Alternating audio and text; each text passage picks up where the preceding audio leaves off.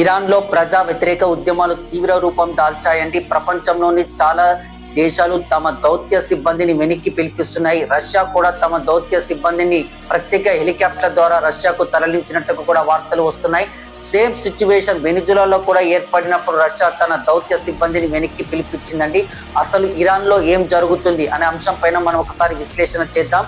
పశ్చిమాసియా దేశమైనటువంటి ఇరాన్లో ఇస్లామిక్ వ్యతిరేకంగా అంటే ఇస్లామిక్ విధానాలపైన నియంతృత్వ విధానం పైన అధ్యక్షుడు ఖుమైనీ పైన వ్యతిరేకత తిరుగుబాటు జరిగిందండి. 28 డిసెంబర్ రోజున ఒక డాలర్ విలువ వచ్చేసి 14 లక్షల రియాన్లకు చేరుకుందండి. ఆర్థిక వ్యవస్థ కుదేలైపోయింది. ప్రజలు తిరుగుబాటు చేయడంతో ప్రభుత్వం చలి కారణంగా సెలవులు ప్రకటించిందండి. ఈ సెలవులు ప్రకటించగానే ఖాళీగా ఉన్నటువంటి ప్రజలు ఇంకా తిరుగుబాటు తీవ్ర స్థాయిలో చేశారండి.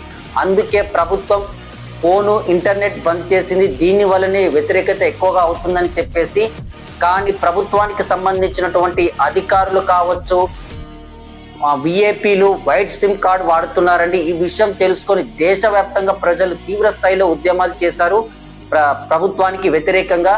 ఇదే సమయంలో అమెరికా అధ్యక్షుడు డొనాల్డ్ ట్రంప్ ఒక ట్వీట్ చేశారండి. ఎందుకంటే ఇరాన్లో మారణ హోమం ఇంకా ఎక్కువ జరిగితే మేము చర్య తీసుకుంటామని చెప్పేసి డొనాల్డ్ ట్రంప్ హెచ్చరించారండి. అందుకే అధ్యక్షుడు ఖుమైనీ సైనికంలో ఒక మార్పు తీసుకువచ్చారండి. ఎప్పుడైనా సరే అమెరికా కానీ ఇజ్రాయెల్ కానీ అటాక్ చేసిన తర్వాతనే ఇరాన్ అటాక్ చేస్తుంది. అది పాత పద్ధతి అండి. కొత్త పద్ధతి ప్రకారం ఇరాన్ మీద ఇజ్రాయెల్ కానీ అమెరికా కానీ అటాక్ చేయాలనే ఆలోచన వస్తే మొదట మేమే అటాక్ చేస్తామని చెప్పేసి సైనిక వ్యవస్థలో కూడా మార్పులు తీసుకువచ్చారండి. మొత్తం మీద అమెరికా ఇరాన్ను టార్గెట్ చేస్తుందండి. సాకుగా చూపించేది ప్రజా వ్యతిరేక తిరుగుబాటును.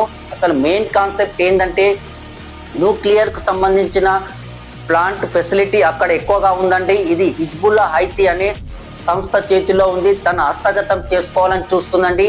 అదే విధంగా రింగ్ ఆఫ్ ఫైర్ అండి, అంటే ఇజ్రాయెల్ చుట్టూ Iran, Iraq, Syria, Lebanon, Gaza, Yemen ఈ ప్రాంతాన్ని Gulf of ring of fire గా పేర్కొంటారు. దీన్ని తన హస్తగతం చేసుకోవడానికి కూడా అమెరికా ప్లాన్ చేస్తుంది. అదే విధంగా ఈ ఏరియా నుంచి 20% ట్రేడ్ వార్కు జరుగుతుందండి. మొత్తం మీద ఇరాన్ పైన దాడి చేయడానికి కారణం ఏంటంటే అక్కడ ఉన్నటువంటి సంపద కారణం వల్లనే అమెరికా దాడి చేయబోతుందండి. అదే సోమాలియా లాంటి పేద దేశం పైన అమెరికా దాడి చేస్తుందా అంటే చేయదు కదా.